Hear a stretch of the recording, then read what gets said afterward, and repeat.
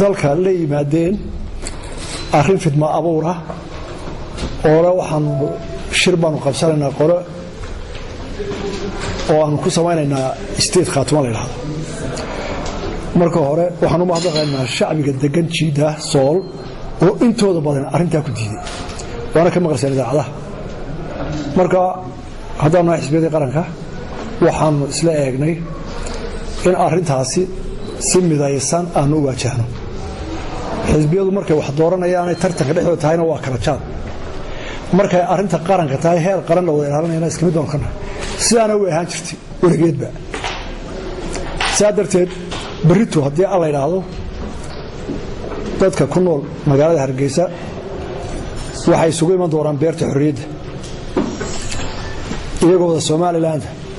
oo xisbi walba ka kooban oo isku jeeda ah oo midaysan oo ah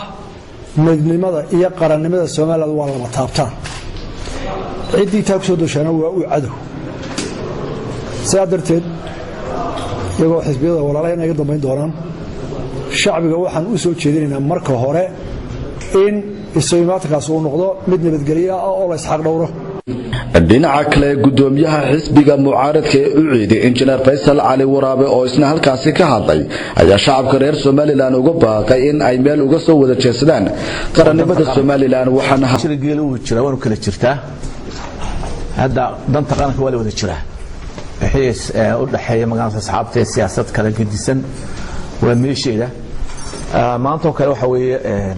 waxa moodaan lagu soo duulay nabadeena iyo qarannimadeedii 20 sano jirtay ayaa lagu soo duulay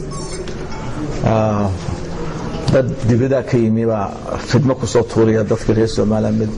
midaysna si markaa aynu u tusno dawladda in maanta shacbigu garab taagan yahay talaabooyinka qaaday ee ah in magaalada midnimada Soomaaliland iyo qarannimada la ilaaliyo waxaanu garanay inaynu markaa British insha Allah taala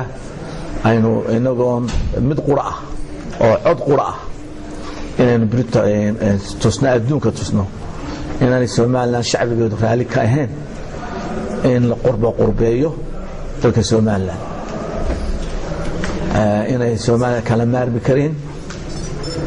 inaanay dawlad goboleed ka soo dhexbixi karin Soomaaliland sakaar waxa ay tun la kala qaado male arrintaasi fidnada ee lagu soo dhaxtooray Soomaaliland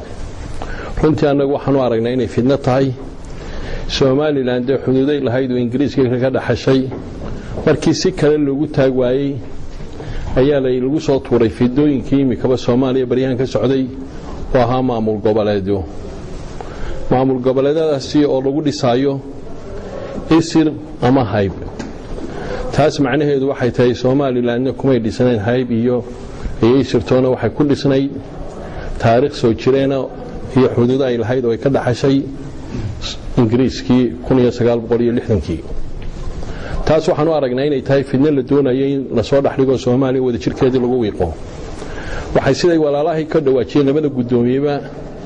aan halkan iskugu nimid xisbiyada qaranku inaynu barito iskugu soo baxno taageero weyn aanu ku taageerayno inaynu ku muujino midnimadeena taageeradaasi waxay noo weheliyaa waxa weeyaan iyaduna diidma aynu ku diidanahay haddaanu nahay saddex xisbi qaran in Soomaaliland la qoqobo ama maamul goboleed wax lagu sheegay oo baryahan baa cudur ku dhacay Soomaaliyada koonfurta Soomaaliya walaalaan